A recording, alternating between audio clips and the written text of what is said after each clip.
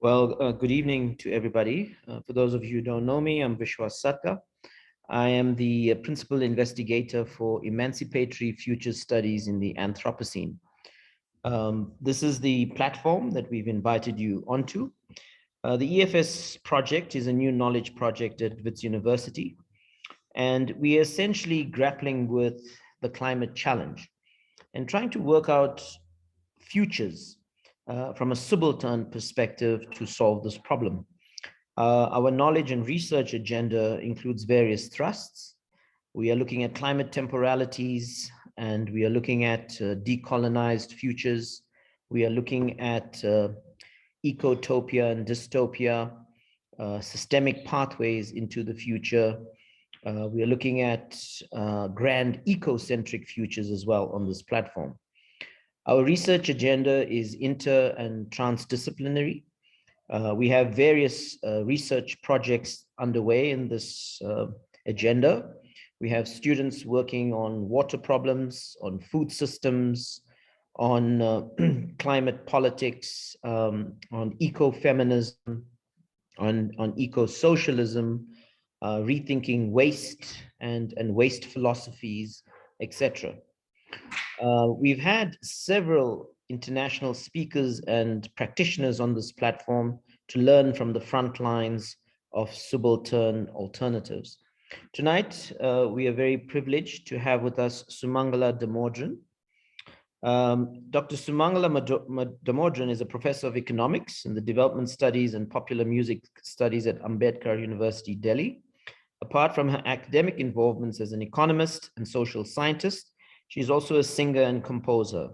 Her archiving and documentation of the musical tradition of the Indian People's Theatre Association from the 1940s and 1950s has resulted in a book titled The Radical Impulse, Music in the Tradition of the IPTA, and an album titled Songs of Protest. And she has performed from the documented repertoire extensively in different parts of the country and abroad. She has also collaborated with poets, musicians from South Africa around a project titled Insurrections, which has resulted in 4 albums. Sumangala is currently engaged in researching the relationship between music and migration, particularly of women in slavery and servitude across centuries and across vast tracts of the globe that were linked through long-distance trade in commodities and symbolic goods. The work is being done in collaboration with several universities in Africa and Asia. Tonight's event is the first in almost a year and 10 months since the pandemic. That's a hybrid event. We have Sumangala with us in South Africa. She's with us here at a conferencing venue. We have about 10 students in the room and academics. And she'll also be kind of presenting her talks over the next 2 days and her public lecture on Wednesday, also through Zoom. So a very warm welcome to her and to also the Zoom attendees who's joined this event from different parts of Johannesburg and the country.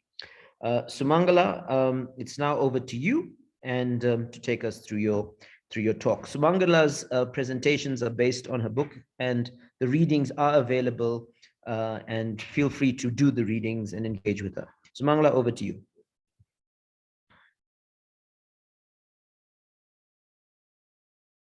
I just have to unmute. Yeah. Okay. Thank you. Thank you for this invitation. You know, it's a great honor to be here. And thanks to Vishwas, Michelle, and the Emancipatory Future Studies Project, which is something that I've been hearing about and where my heart is as well, both as an academic as well as as an activist and also as a musician. So what I'm going to speak about today is a very important dimension, according to me, of any Emancipatory Futures project, which is the relationship between art and social movements. And I come from a place where I've been an activist, a cultural activist, and I've also been an academic. You know, I come from a place where, and this might be true about a large number of artists who've been associated with social movements of one kind or the other, where, and I don't have to say this to South Africans, where, you have such a rich history of musicians, artists, theater persons, filmmakers, and so on, commenting upon and engaging with issues in society, very, very actively. But at the same time, I'm sure there'll be lots of artists here as well who will recognize what I'm saying as a limitation within the social science discourse of an understanding of the relationship between art and politics, or the relationship between art and social movements.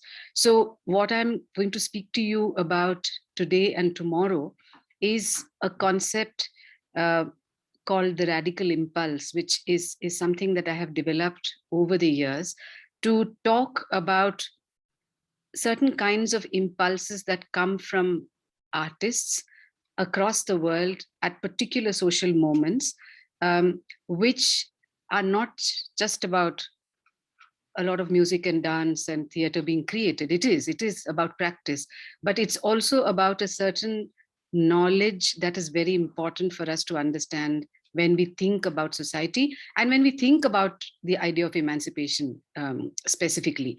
So, the specific predicament which made me go into this more seriously was the fact that very often the role of art in social movements, and specifically where I'm concerned, the role of music in social movements is, considered entertainment, or a very, a more positive view would be that, yes, we need to have song and dance as as part of political movements, but not a concrete recognition, or if at all there's been a concrete recognition, it's been for very short periods of time and very limited circles, that doing art in politics and as politics is something that is as crucial as politics itself. And if one wants to actually talk about emancipation, if one wants to talk about social transformation, this is a very important dimension that cannot be neglected by social scientists. And it's not something that is an add-on. Very often with political movements or social movements, the role of cultural activists is seen as an add-on. So that's really where I come from. So what I'm going to talk about is, the title of my two talks is going to be Music and the Radical Impulse. So now, why should we be interested at all? As I said, why should we be interested in the role of art in society and in politics? How can we conceptualize art, and specifically music, as part of an emancipatory futures project? That's what I'm going to be asking today. Now, in the social sciences, there's been very little theorizing about the relationship between music and society. There has been, but most of that literature has come from the Euro-American context. And the big limitation there is that we are talking about questions that are rising in specific socio-political contexts, where which are very different from the non-European, non-Western context, in the sense that in societies where most music, for example, is not written down formally, is not notated formally, when discussions on the role that music can play as an art form happens through music itself. So it's through the production of music itself that you see the engagement with politics, or with questions of social justice and so on. When it's not written down, how do we understand theory then? How do we understand, how can we come to a conceptual understanding of the relationship between music and society in societies where the largest part of music is actually not written down? It's passed on orally through our years, from generation to generation, and it involves a very large corpus of knowledge, but however, which is often not recognized as knowledge, because that knowledge actually has to be extracted from within musical work itself. So the discussions that have taken place mostly internationally on the distinct role that music can play as an art form, or as a vehicle through which questions of artistic representation can be addressed, have been reflected in the music itself, in what I'm calling non-Western concepts.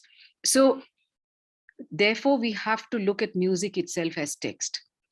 The music and the context of its creation and the lives of the musicians then become the text around which, and this text often is anecdotal and highly context dependent, and therefore tends to get dismissed by mostly Western academy as, as interesting stuff, but not serious enough to be theorized. So this is a very major lack that there is in the literature, and this is something that I've been trying to address through my own work over the past 10 years.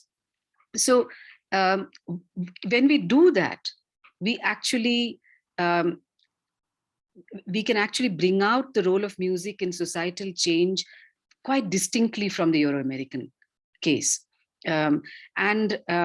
So what I would argue, therefore, is that in a larger, more egalitarian project, one should be able to take in varieties of experiences where no experience tends to become the typical experience and the rest become, at best case studies. But how do we actually put all these varied experiences with music making, and music making that reflects an engagement with society, an engagement with politics, which is context dependent and which is also historically influenced? How do we actually make sense of a huge variety that exists, but not having to have a hegemonic understanding of this relationship between music and society? So it's from this perspective that I'm going to be talking about the idea of the radical impulse.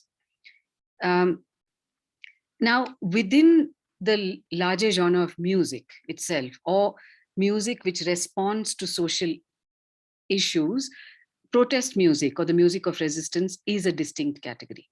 And this is something that, again, in my own work, I've been emphasizing, because very often what happens is that serious musicians don't take protest music as important enough, because they say, oh, at best it can be like a poster, it can help for sloganeering, but it's not music. And what happens on the other side is that activist musicians very often say, unless music has a certain kind of a grammar, unless it can actually make people go on strike or sort of produce a revolution immediately, it's not protest music. So I found myself stuck in the middle, as a musician, but as somebody who responds to social issues, but who was also interested in creating good music. I was stuck between these two kinds of positions, and this is true about a lot of people like me that I have encountered in different parts of the world as well. So now, for that, one has to look at the music of resistance, that music that comes from social movements, as something that is part of spontaneous or consciously crafted responses of people to the societies that they are living in. So every society produces people who bring their everyday lives and talents into music making. And when there are political events, when there is political upheaval, when there's social ferment, what happens is that these people then bring, what might be primarily aesthetic endeavors of theirs and make them political statements. So therefore, there's a huge variety. There's a huge variety when that happens. And therefore, there's a huge variety in the kind of music that has been produced in different parts of the world, which calls itself the music of resistance. Now, before I go on to the idea of the radical impulse, at any point of time, there are a wide range of art forms in any society. And they offer, they occupy various positions in a long continuum between containment and resistance. And I'm saying this because often there's a stereotype that there is something that is radical and it is a resistant music form, whereas something else is not a resistance music form. It's something that doesn't challenge power structures in society. What I'm trying to argue is that at any point of time, there are different art forms which at different points occupy different positions in this continuum. And so a form that might be highly radical at one point, and we all know examples of this, I'm sure, a form which might be highly radical at one point and upset a lot of powers that be in society, would at some can get co-opted, can get or become sanitized, and therefore occupy a different point in that continuum between containment and resistance. So now, when there are different kinds of music in society, there are different labels also that go with different hierarchies being established across different kinds of music. So, for example, you can have definitions such as or distinctions being made between classical and folk, and often a hierarchy between what is a classical form and what is a folk form. You can have a hierarchy between high art and low art, what comes from the elite and what comes from what might be considered popular music. These are constantly these are binaries that we keep hearing. That's a high art form, this is a low art form. This is classical, oh, this is not classical enough, this is, maybe it's folk, and things like that. And also between the commercial and the non-commercial. So now often the lines blur between these. And if you actually look at the evolution of societies, these kinds of distinctions are more about power and hierarchy than about actual aesthetics. Now, I don't have the time to actually elaborate on that very much here, but I'll be happy to respond to questions if there are. That, what is considered classical and therefore a high art form is something that has reached that position, not necessarily because of its aesthetic, but because of politics and because of the way in which power is structured in society. And the history of a wide range of classical and folk forms in different parts of the world actually attests to this reality, that the lines between these different forms are often very blurred. And if strict hierarchies are created, that is not because of the aesthetics of the form itself, but because of the way in which power is structured. So if there is this continuum between containment and resistance, what happens when arts are in defiance? What happens when arts are for defiance? Okay, what does the defiant artist or musician negotiate and navigate in a social movement? This is a question that I want to address through the rest of my talk. So now coming to the idea of the radical impulse. If one actually looks at the history of the world from, say, the late 19th century onwards, even that is an artificial sort of watershed that I'm talking about. But for simplicity, suppose one looks at the late 19th century, when industrialism had spread through several parts of the world, there were societies in transition and moving to some extent from agrarian basis towards some kind of industrialization, even though that the industrial core might have been really small in a large number of colonial societies, for example. Something began to happen, and that is the first characteristic of this radical impulse that I'm talking about, which is the ordinary person emerges as a legitimate subject of history and art. And when I'm saying ordinary, I do not attribute a pejorative association to the word ordinary. I don't mean, or what I mean is the common person, or someone who's not part of a ruling dispensation. So the ordinary person became a subject, legitimate subject of history and art, and that actually spread like a major movement all over the world, and that you can see that in different parts of the world. So whether it's Diego Rivera, painting normal people working in the factories, whether it is all over the world, you had this thing that somebody who's not necessarily a subject of history in a kind of phenomenal sense is legitimately part of history. And it became a very conscious project among artists to represent that ordinary person. And therefore, to also ask the question, who is this ordinary person? You know, who are the people? And this is what Gramsci was then to talk about as the culture of the popular classes. So the roots of the term popular in a modern sense come from that understanding of the people.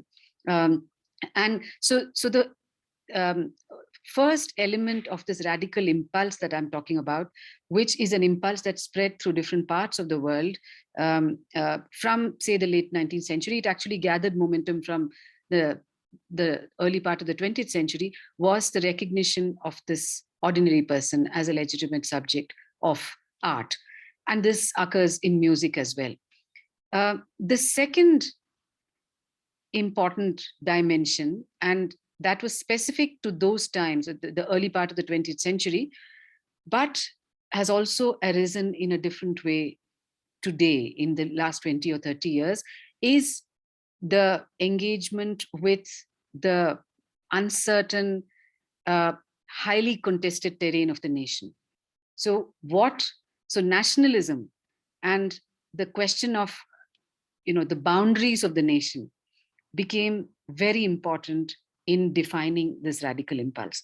And people were, associating in different ways with nationalism. I'll come to that in a little bit. But nationalism and the nation state, the politics of the nation state, or the boundaries of the nation in terms of the people that inhabit it, came to be a subject around which a lot of art got created. And the third one, of course, was that the need for radical transformation, and which is why I'm calling it a radical impulse. So it was not just about the nation and nationalism and, say, anti-colonial movements and different kinds of liberation struggles in different parts of the world, but that freedom from colonialism or freedom from like with the anti-apartheid movement here, that freedom from apartheid did not guarantee emancipation. The third element, therefore, was that the need for radical transformation. So these three elements constituted this massive impulse that I would argue began from the late 19th century onwards, and actually gathered momentum from the early part of the 20th century well into its middle. So now, how does this happen in different contexts? In the early part of the 20th century, anti-colonial struggles, movements for civil rights, socialist revolutions, peasant and trade union movements, all started accelerating. So nationalist movements in Latin America, Asia, and Africa, the pre and post-revolution political moments in China and Russia, the Greek resistance, May 1968, the civil rights movement, popular frontism, the anti-apartheid movement, the Nueva Canción, the new song movement in Latin America, are some examples of massive political upheavals and movements that, created this explosion of artistic production in different parts of the world. And this produced a huge repertoire of protest music in all these different parts of the world.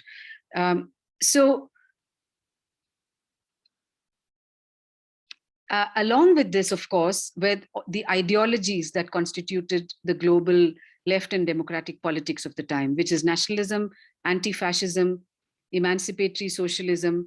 All these were being explored and expressed musically in different forms, in different ways, and across different political movements. So several questions were being asked by musicians. Should people's music, who are the people, first of all? How do you define the people of a country? And there were big contestations over this. So when I'm saying the terrain of the nation is a highly contested, troubled terrain, what it means, and you would be familiar with examples from here, that who the people are itself became a highly contested terrain. But then, rather than abandoning the notion of nationalism entirely, a lot of artists also sought to actually engage with the nation, however troubled that the terrain of the nation was. And so some of the questions that were being asked were, should people's music be spontaneous and faithfully represented? So if there is music that is found in the countryside, coming from different communities and so on, does it become radical um, if it is worked upon, or does it need to be spontaneously reproduced as it is? Can music be crafted out of whatever forms are considered appropriate, or through creating new forms? When spontaneous music emerges that reflects the lives of ordinary people, how should it be assessed? Should it be considered high, low? How do you engage with this whole kind of discourse? So one of the questions that was very important, especially with anti-colonial struggles gathering momentum in many countries. I mean, I can talk about India in detail. One of the important questions was the degree of engagement with tradition. Now, the fact that a country like India always boasted, or, considered itself an ancient civilization with thousands and thousands of years of, solid history behind it, and, very old traditions of music. How do you deal with that tradition? What do you do with music which comes down, which is supposed to have come down, say, from the 9th century or the 12th century? And there are plenty of forms which have supposedly come down, across centuries. Now, given the understanding that colonialism had destroyed and marginalized the cultures of the people, one of the tasks of musical representation was to bring back traditional music. And this is something that again happens in different parts of the world. The sociologist Michael Denning has called this a documentary aesthetic, where people actually go out into the countryside and say, okay, here we don't even know who inhabits this country. We only see those who are represented. What about those who've been marginalized, whose art forms have been marginalized? So let's just go out and collect what there is. So, there was a Chinese musician in the 1920s called Guo Moro, who gave this call to say, and said, he called activist musicians to be a phonograph, which was basically just play back what there is in society. So, so across the world, we actually see over the entire first half of the 20th century, the retrieval of a lot of forms that are considered the traditions of the people. So, and this is also considered necessary to record, because this music then would also reflect the struggles of the different communities that produce that music, and so on. So you see a lot of retrieval of this kind, and so there are these folkloric revivals. In Latin America, this becomes part also of the establishment of a very formal nationalism, where people actually go out into the countryside, bring it back, and then perform it in these big folkloric festivals, and so on. So this kind of a retrieval happens with two kinds of views of the nation. And I've referred to these as a nationalism from above and a nationalism from below, where the nationalism from above is what we know as mainstream nationalism. It's a nationalism which, beyond a point, is not committed to emancipation. But it is about representing the nation and saying, okay, these are the people and these are not the people of the country. Whereas a nationalism from below took the nationalist project as a contested project and as a problematic project, and therefore was actually trying to define the idea of the people as much as possible from below. And often in countries like India, there was a great deal of tension between these two nationalisms. And there continues to be a tension as we speak between these two kinds of nationalisms. So, so this was one of the major aspects of the radical impulse, and the way in which it played out in countries which had lost a lot of their indigenous cultures. Now, this was something that was seen in the anti-apartheid movement as well. So the need to reproduce the conditions of lives of ordinary people in their own language, and using traditionally existing modes of expression in order to talk about the nation and in order to talk about the need for liberation. The literature that comes from South Africa has shown that while there were a lot of influences on South African popular music which came from the West, by the 1930s or so, the need to introduce African elements and to actually talk about more indigenous forms and this idea of the documentary aesthetic became very important in defining the music of resistance as well. So there was this very complex engagement with tradition that happened in different parts of the world. Now, it was not only with these so-called forms of the people, which have often also been referred to as folk forms, but there was also the engagement with classical music traditions in different parts of the world. So India boasts of a very rich classical tradition, two, in fact, the North Indian and the South Indian classical music traditions. The Chinese have a very well developed classical music tradition. The Persian, Arabic, Turkish, Egyptian forms, which are similar to each other, again boast of really old classical traditions. So one of the questions that a lot of radical musicians were facing was, how do we interpret these classical traditions? Do we dismiss them as elite driven and therefore not of the people? That was not the case. So in many parts of the world, an engagement with the classical tradition in terms of its form, in terms of the way in which it would be performed and so on took place, but also with a plea to democratize the forms. So there are very interesting debates from the US from the 1920s, for example, where classical musicians, who'd been trained in the European classical tradition, were beginning to ask questions about what kind of sounds are allowed within the classical tradition. And so, for example, there were composers who brought in the sounds of industrialism, and these were composers who were also working with the unions in the 20s and 30s, who then committed sacrilege by actually bringing in the sounds of machines and things like that, and made these massive compositions which were classical compositions. Now, obviously, that was not very pleasing for the establishment, but they were making a point by saying that we do not abandon a classical music because it is elitist, but we take it out of its elite trappings and we make it accessible to whoever wants to study the tradition. So this kind of an engagement took place in India very consciously. And my own work has been about an organization called the Indian People's Theatre Association, which was set up in the late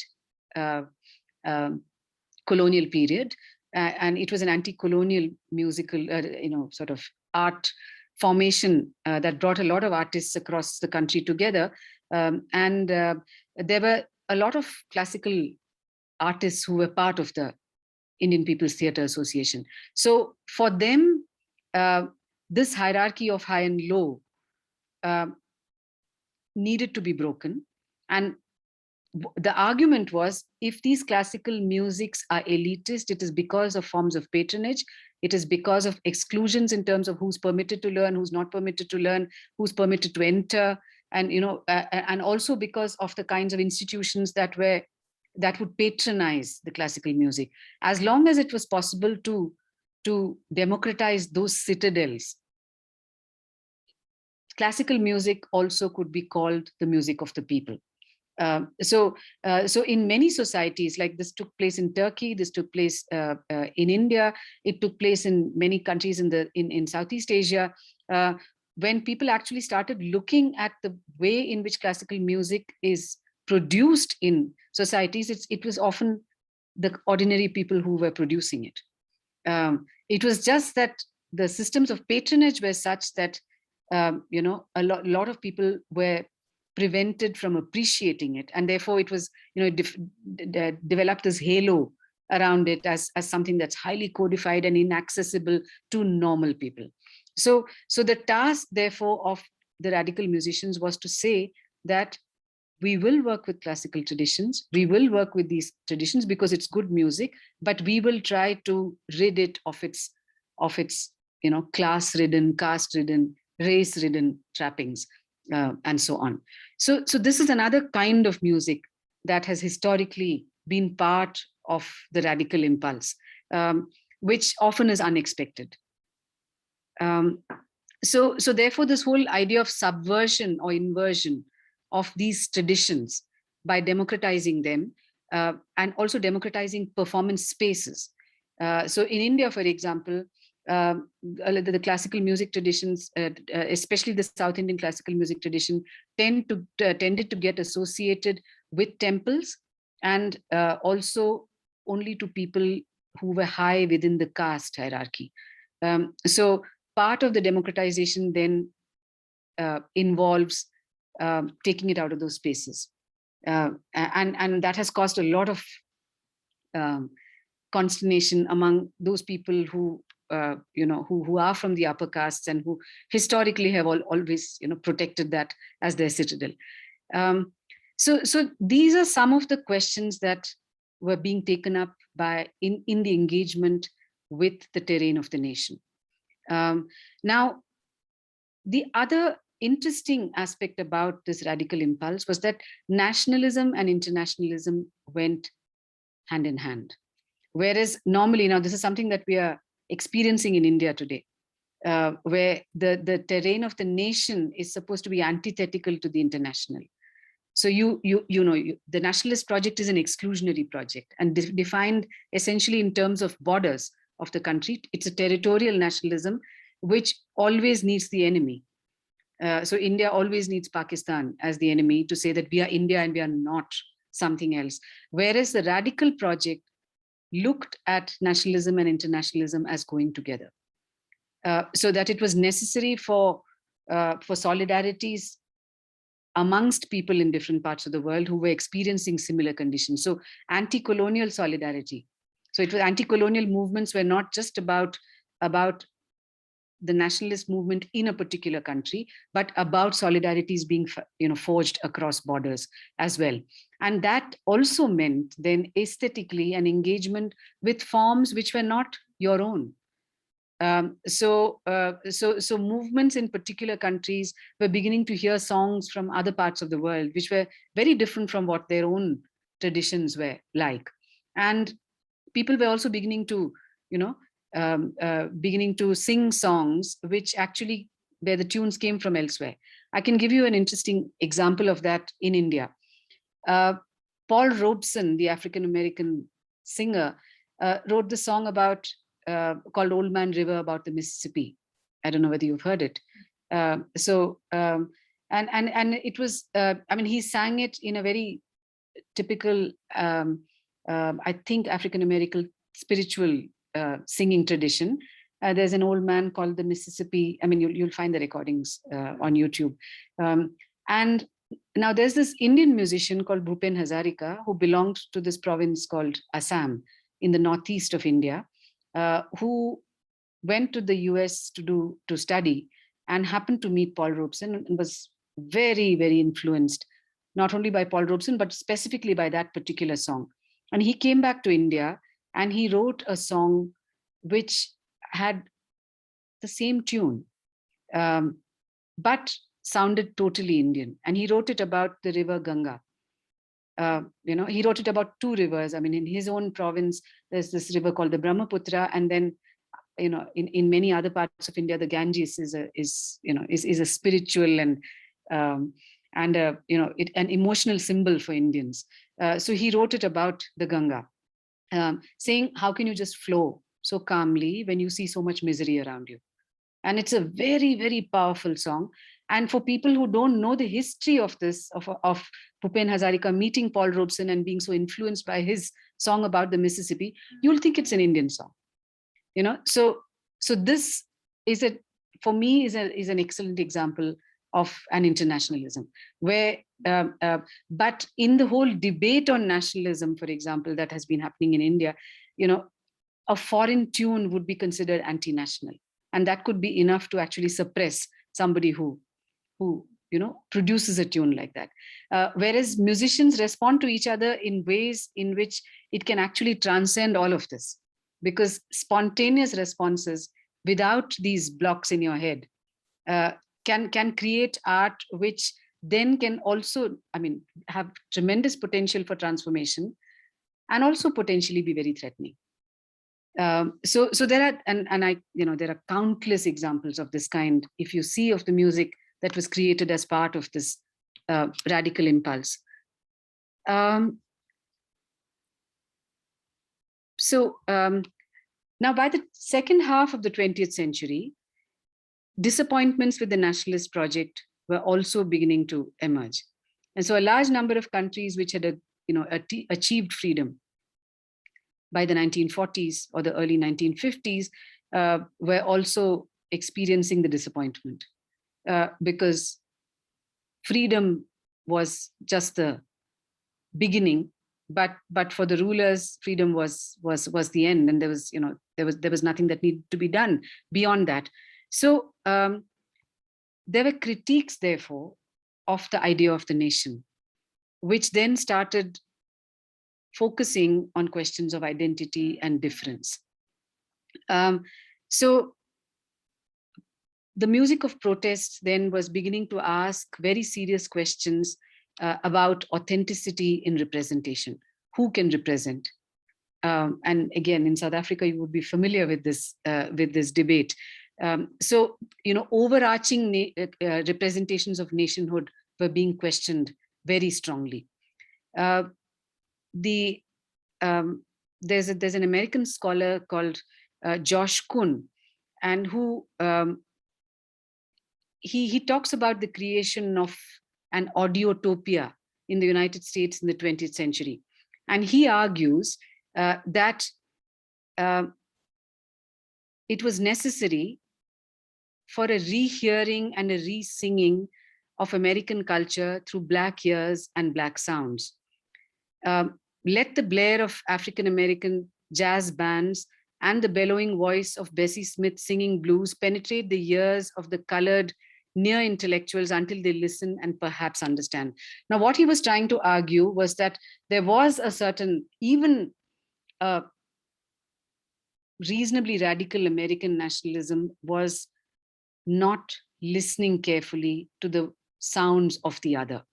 Whereas there was this melting pot kind of a nationalism which pretended to be listening carefully to the others, but it was something that, was not genuinely, inclusive. So, so musicians were beginning to then also respond to the marking out of such differences, and the absorption of sounds of difference, therefore, were understood as essential for protest music. And these debates have actually been quite prominent in the past 2 or 3 decades in different parts of the world.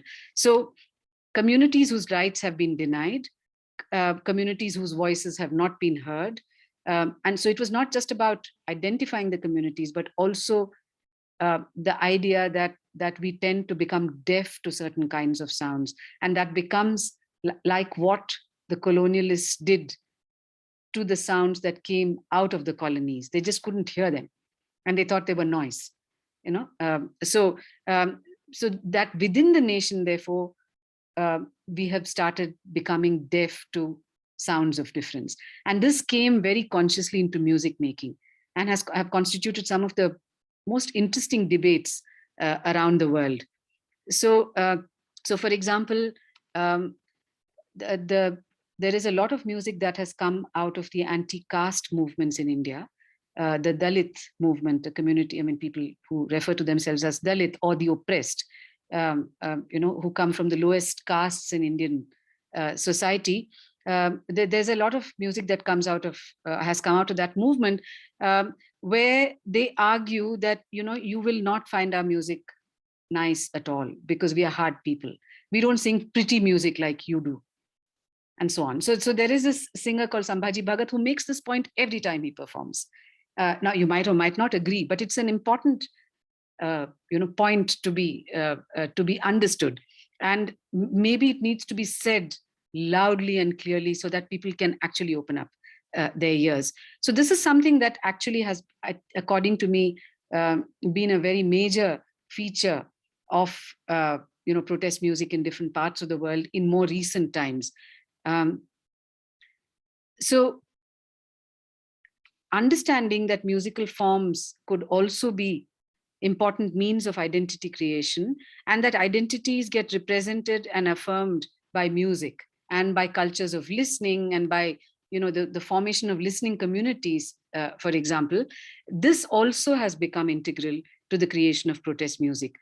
So where form and content in different ways have have become integral in the assertion of such identity.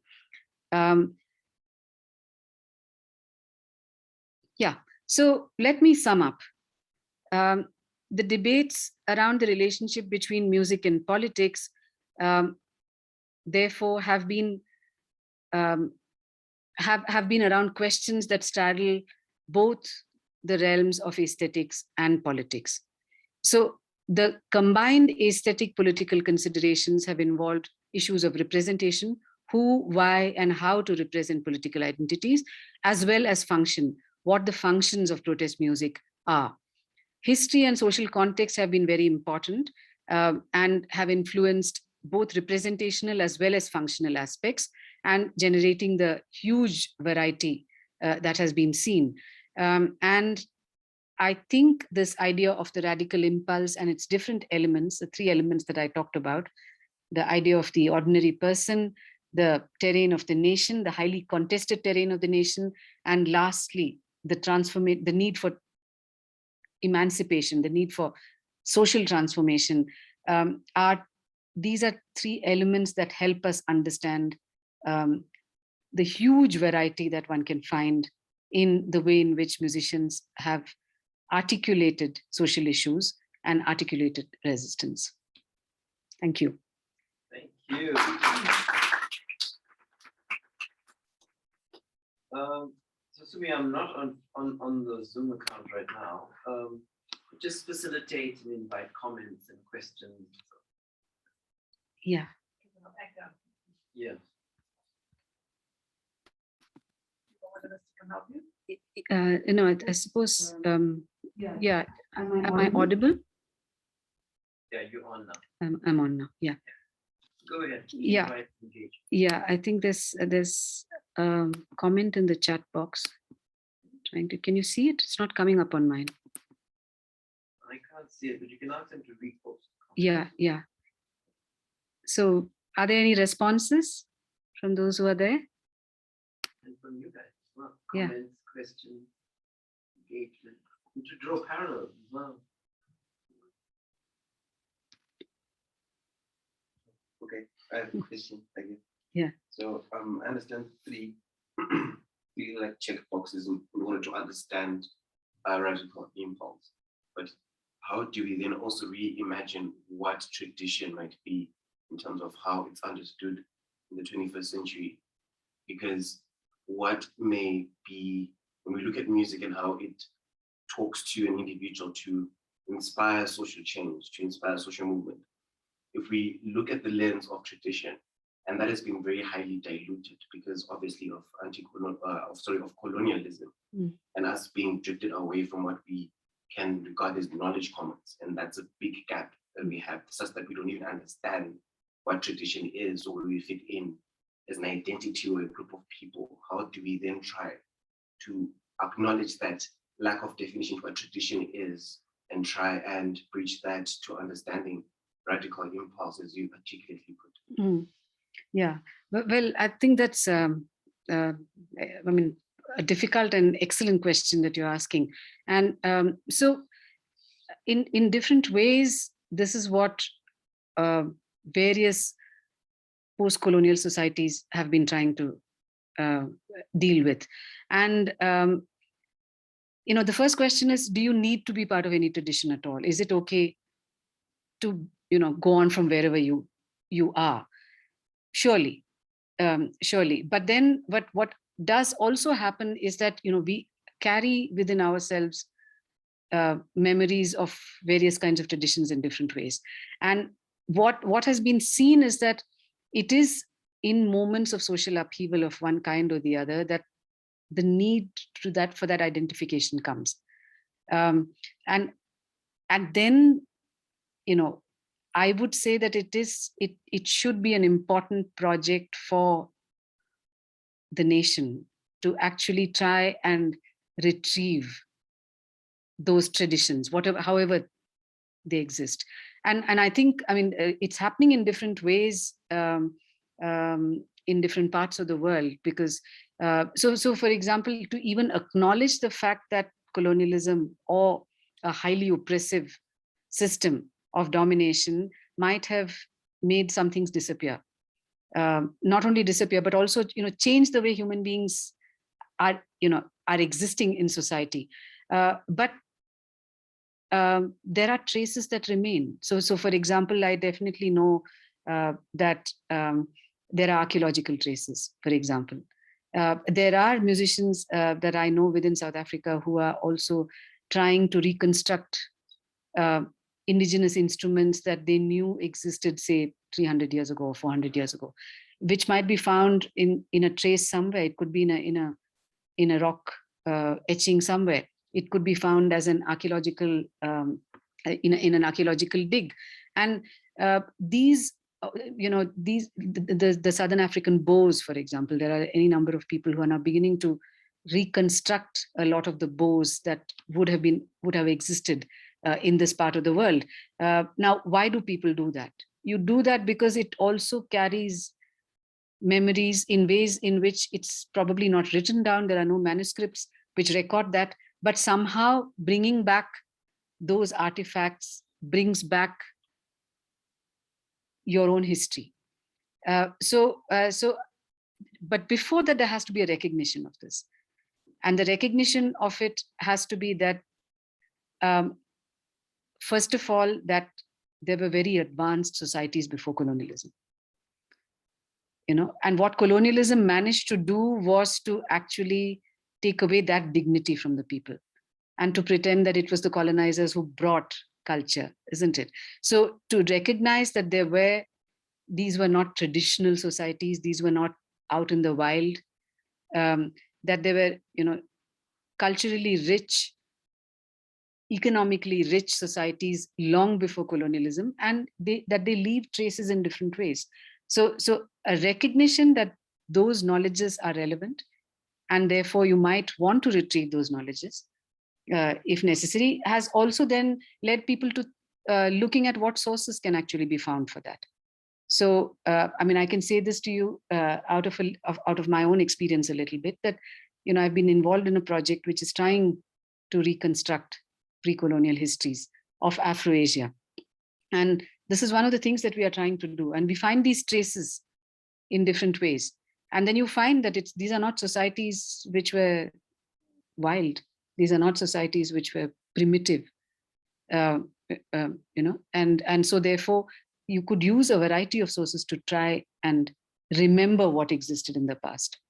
I don't know whether that answers your question, but yeah. Can I also ask, would looking at shamanic tradition, or in South Africa, traditional Africa, in the medicinal sense, be a relevant source or no? It is. Because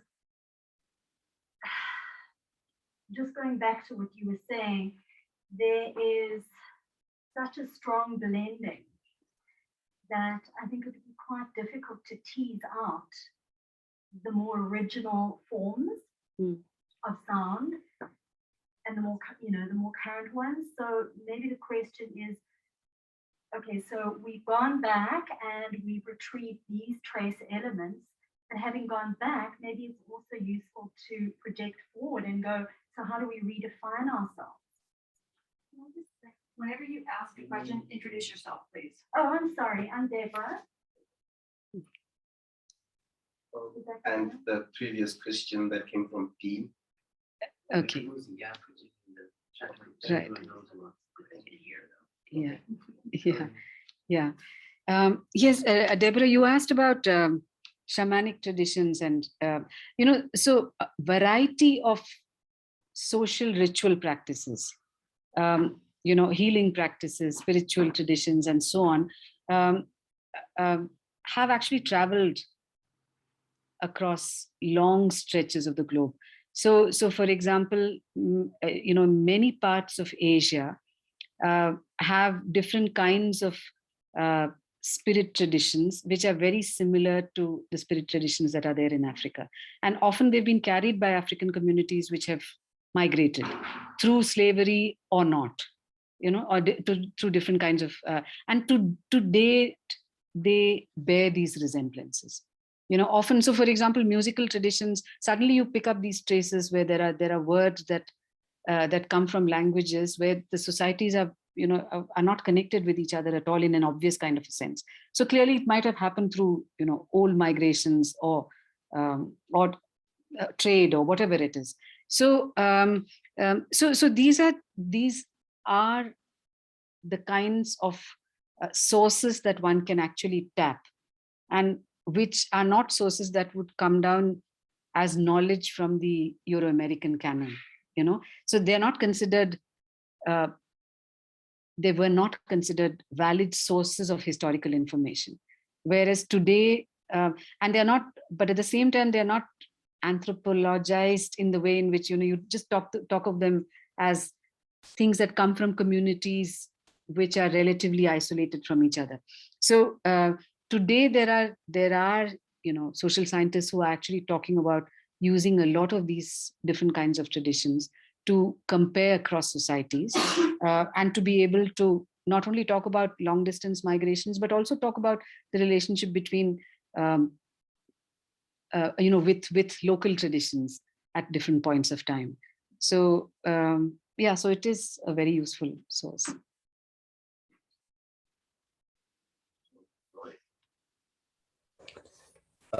Thank you so much. Thank you so much for this interesting presentation. This Lloyd, is go ahead. Lloyd here. Okay, please just confirm if you can hear me. This is Lloyd here. Lloyd, please ask your question. I'm speaking. Can you hear me? For some reason, we please? can't hear you, Lloyd.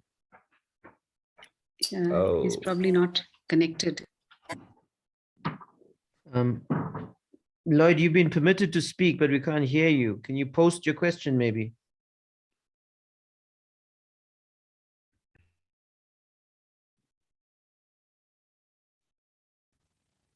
Hi, can you hear me? Yeah, go ahead. Hi, I have a lot of questions, but I want to try make them. The first is with regards to what you were saying about the national and the international kind of conversation, the ability of music to help create and define an identity.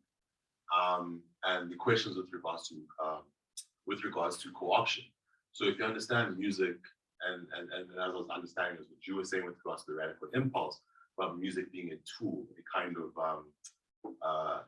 anti-hegemonic, counter-cultural, anti-establishment tool, particularly within the context of a political movement, that there must also be a kind of opposite effect of music being used by the establishments to kind of suppress or define things in the way in which they would prefer for identities to play out, or for the system to kind of be understood.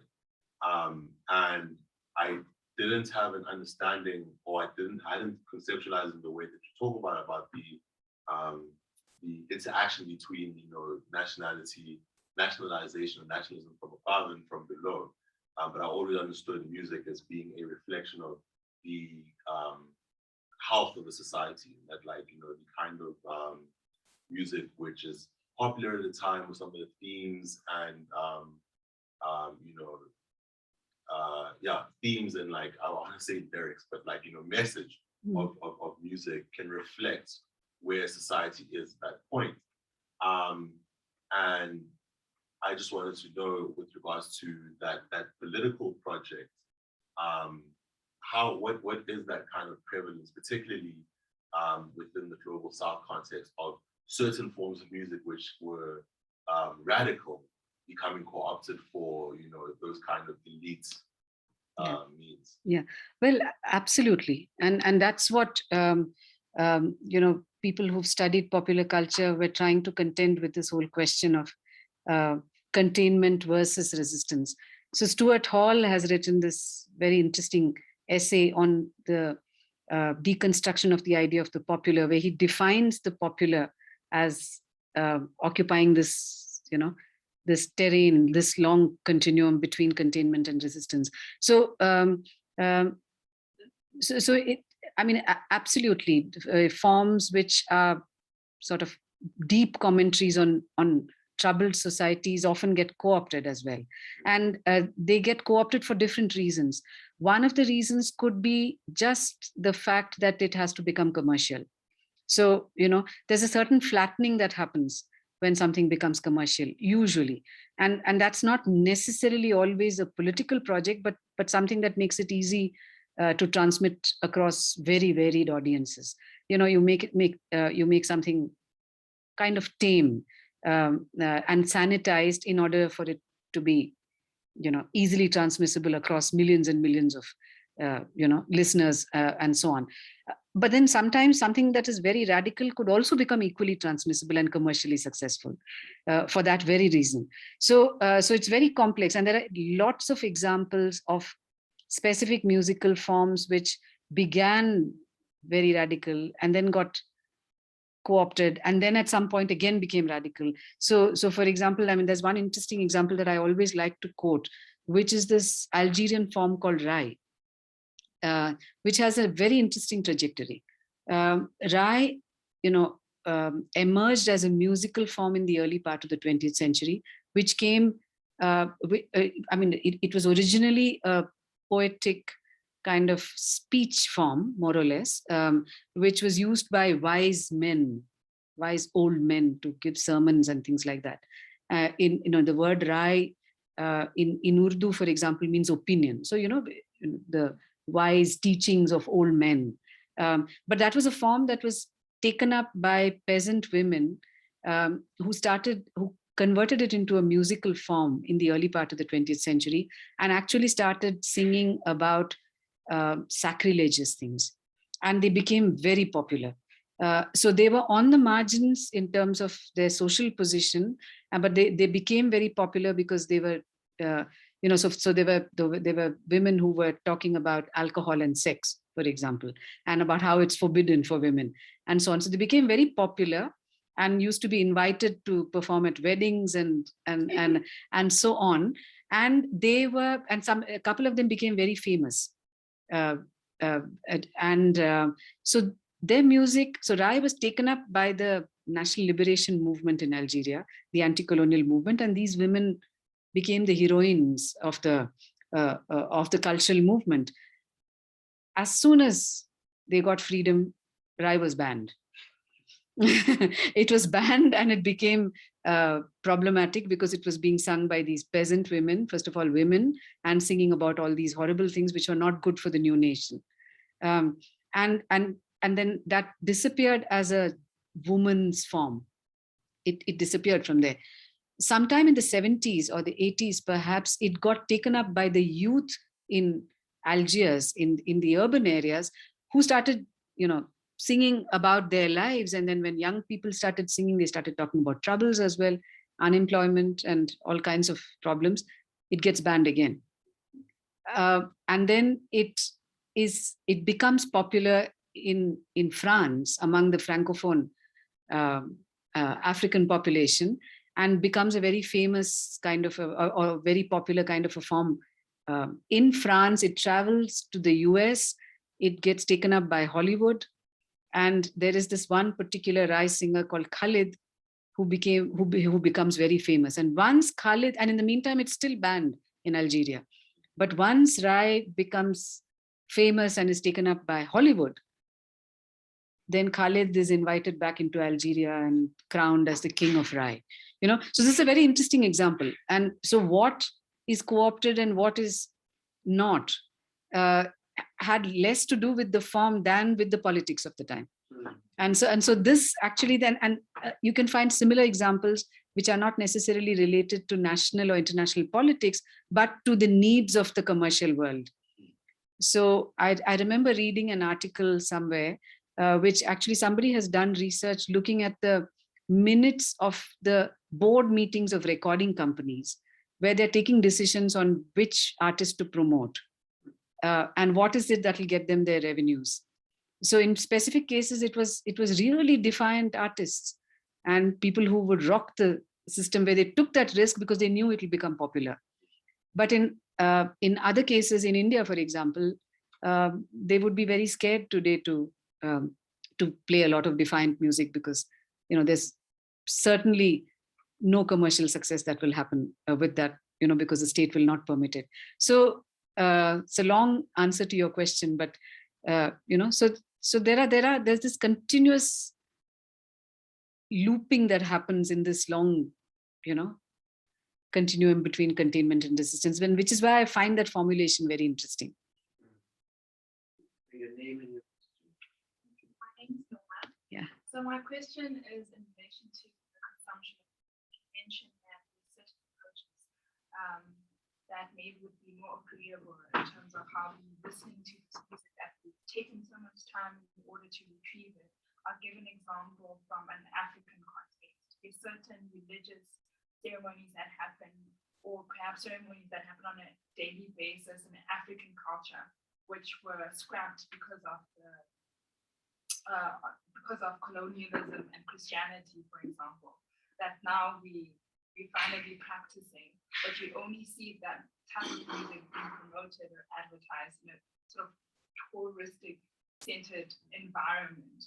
And so how do we make sure that this music that we've taken our time to retrieve isn't being patronized? How do we ensure that there's some dignity around the way that we're celebrating that kind of music and we're celebrating that kind of heritage, and not simply, as you're saying, listening to markets? Yeah, well, again, excellent question. Yeah, I think that's where people's movements become important. Because this cannot, individuals could try and do it. So there are these retrievals that are happening, genuine retrievals that are happening, and which is why, these forms have also come out, even if they've been appropriated by the, sort of touristy establishment. But the very fact that those have actually emerged and they have been unearthed means that it's been done by somebody. And I suppose this whole question of dignity and I don't even want to say genuine, but an honest representation of those kinds of traditions has to come from a public consciousness. So for example, I mean, India is very famous for this kind of thing. This whole idea of the Festival of India in Paris and the Festival of India in New York and all of that, which is about museumized, folk traditions of various kinds. So there have been artists who've been arguing for people's festivals, where it doesn't have to become part of the touristy establishment or of the sanitized, museum establishment, but is something that people can participate in. So a lot of the anti-caste movements actually have done this precisely. They've recreated the festivals from below.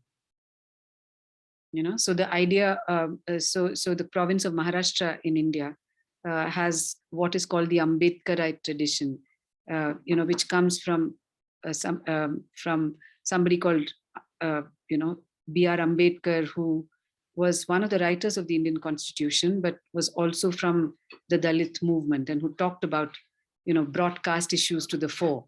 And so followers of his kind of politics have actually created these alternative festivals, where a lot of these forms are brought together, performed, transformed, and which and which have tremendous radical potential. So I don't see any other way in which it can happen except for a people's movement. Yeah. Go ahead. My name is Babatunde. I want to ask, I want to go back to what previous speakers have raised, the issue of corruption. And I'm looking at the post-colonial space where the political parties co-opt indigenous music to present a point, and kind of like you said, the radical imaginary. But at the point whereby this political governing class maybe possibly gets into power, into political power, they kind of reimagine the indigenous song to serve another purpose, their own end. And so at that point, my question is, how do the bottom-up approach could retrieve that genre of music to reestablish the drive for emancipation? Yeah, this is a struggle that's taking place in a lot of post-colonial societies. I mean, that's exactly what happens when there is a ruling establishment that utilizes what came out of a radical movement and to serve its own purposes. But like I said to you, I mean, it's the people's movement that has to respond to that. And I mean, there have to be scathing critiques of it, and to say that we reclaim it in another way. And and that's what I mean when I talk about this distinction between the nationalism from above and nationalism from below. So, I mean, in Latin America, for example, in Latin America, a large number of countries actually saw these so-called folkloric revivals, but then they also co-opted it in very effective ways. So the Nueva Canción movement, which was the new song movement, emerged all over Latin America, across several countries. They gave the call saying we need a new song movement, and which was actually rejecting that mainstream nationalist kind of folklorist attempts to say that the new song movement has to be the new song. I mean, there were often old songs that they were singing, but it came in the form of a brilliant movement. And it's one of the few examples when I can think of across countries, people were just responding to musicians giving this call for a new song. So these are all, I think, interesting examples. I sort of build on that point, and even the point that I want to raise, but ask it from the opposite end. So where sort of the radical impulse and radical politics throws up songs, emancipatory songs. I'm thinking here of the Internationale, and but yet there's then the degeneration, say the Russian Revolution, calling on workers to unite, and Stalin, Thermidor, whatever you want to call it, rises. And internationalism takes on a very different meaning and function. It's all instrumentalized to serve the ends of Stalin's empire and so on. And so when you keep on talking about workers of the world unite, in that context, it's unite for what? For Stalin and Stalin's Russia. and so I'm just wondering whether the radical impulse is contingent, and it's contingent on radical politics, kind of keeping it imbued with its subversive and emancipatory potentials. When you lose the politics, even an emancipatory song can turn the other way. I don't know. Absolutely, and which is why which is why I'm using this term as something that could be relevant, across time as well. And if for it to be truly relevant, it obviously cannot be static and say that, okay, we've achieved revolution and therefore that's the end of and that's the end of our radical politics. And I think, the questions that have been thrown up by the past 3 or 4 decades have been so different from the questions that were there in the early part of the 20th century. And unless the radical project contends with those questions seriously, it ceases to be radical.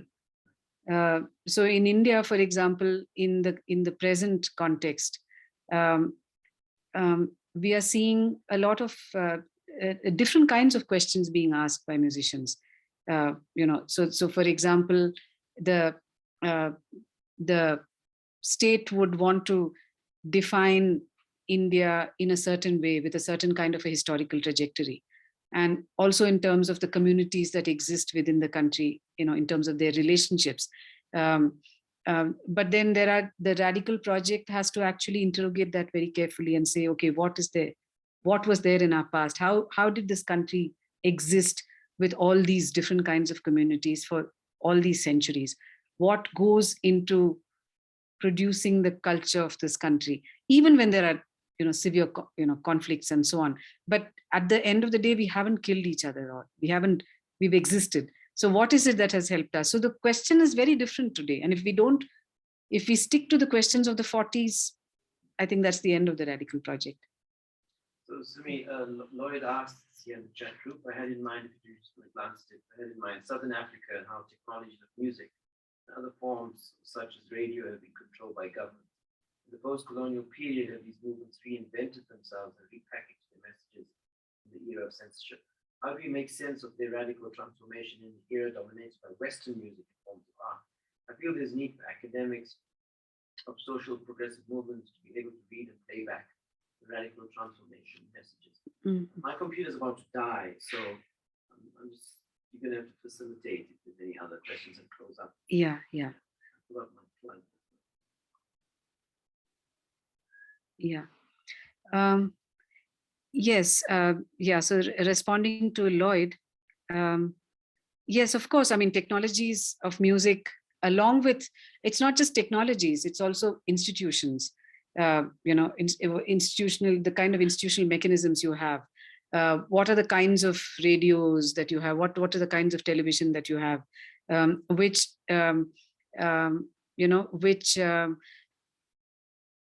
end up being controlled by governments in different ways, but which also end up being manipulated by corporations in different ways. And I think the histories are different in different parts of the world and at different points of time. So, I mean, India itself has seen various stages in the degree to which there is state control over the mass media, and also with regard to censorship. I mean, that's been a huge debate in India where, in fact, people who came with the radical project often succumbed to the needs for censorship, because you want to censor people who don't agree with you, who are not who don't agree with your radical politics, and so on. So that's been a long-standing debate, and my position on this is that censorship never works. And I mean, apart from the fact that I don't approve of it, I don't think censorship is something that can be defended in any way. There have to be ways in which popular movements engage with each other, with contentious ideas, and trash them out democratically. There have to be ways in which societies do it. It cannot be by censorship and through this kind of control over media. So it's not just Southern Africa. I think all over the world, different degrees to which governments control the media and the problems that arise as a result. How do we make sense of their radical transformation in an era dominated by Western music and forms of art? Yes, well, that's not something that is so prevalent where I come from. So we are not quite as dominated by Western forms of music and other art as I see here, for example. And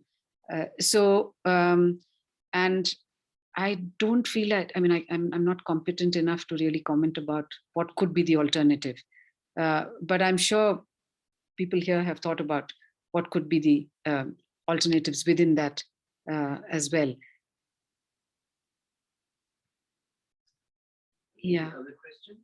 I've got a question. Yes, go ahead. Yeah. I haven't read into this, but it's just a personal belief or theory that the development of music, development of language and consciousness in human beings has been so important in our evolution, the creation of our societies, and the narratives that we create to build the histories of our different cultures.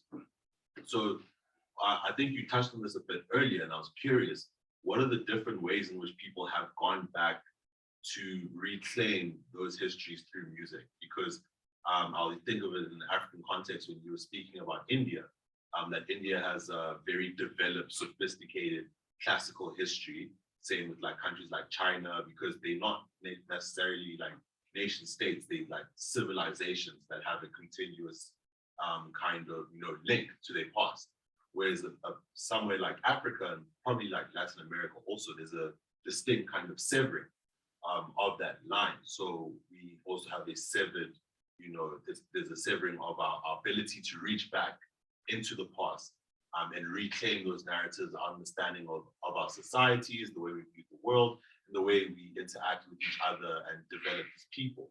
So in that kind of context, how do you reclaim that music? I mean, for example, in West Africa, I think they call them griots, who were very important in those societies because they held the history and they gave it back to their people through song.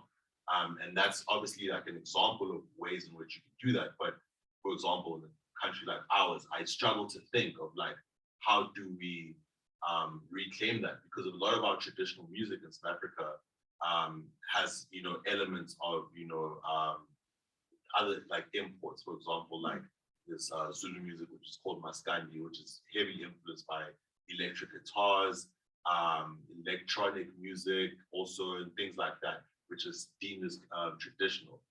But I'm just trying to think like, how do we use music as a tool to reclaim that history, narratives and stories which we've lost due to the colonial, movement? Yeah. I mean, I am aware of people who are trying to do this in South Africa. I mean, I know. And as I said, even though, yes, Mali and, I mean, many parts of West Africa, through the griot tradition, which there are families which claim ancestry, continuity between musical traditions for say 21 generations and things like that. I'm aware of that. And so they can say that, okay, 21 generations ago, this is how my ancestor played the music and played, now, irrespective of whether it might have actually been played live, you can never cross-check, but still, there is that continuity. I mean, there are ways in which musicians are beginning to look at these, this whole reclaiming of traditions. And I want to say another thing, that why does this happen? I mean, are we actually interested in really reproducing the 13th century? Does it matter? Or are we interested in saying that we go a long way back, we have old traditions, and these hold meaning in our societies? And those memories are important for us, for our sense of mooring, our sense of anchoring, and it's something that's important for our future as well. So, so for example, in different parts of the world, medieval musics are being retrieved. Now, in Western academia, the question that is being asked over there, a lot of musicians and musicologists ask the question saying, is it exactly how it was played? Does it matter? Does it matter? What you're trying to do is you might find a tune which somebody tells you is from the 12th century, or say a poem which I might set to tune using my wisdom from today. But I know that there's a manuscript that I found which has that poem from the 12th century. Why is it important for me? It is important for me, it would be important for me to appeal to the times that I'm living in.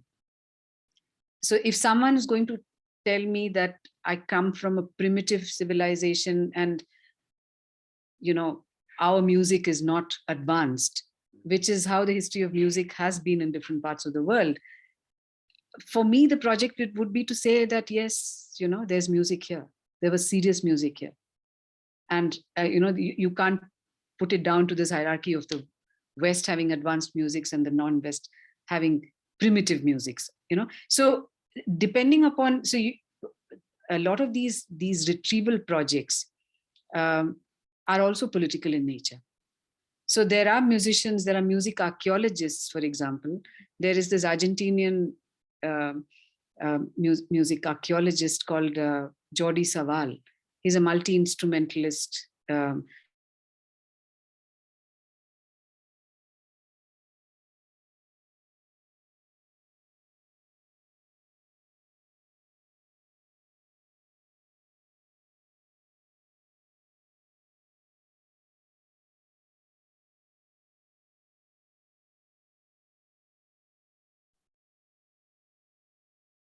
We seem to have lost Dr. Sumangala, but she's reconnecting now. Thank you.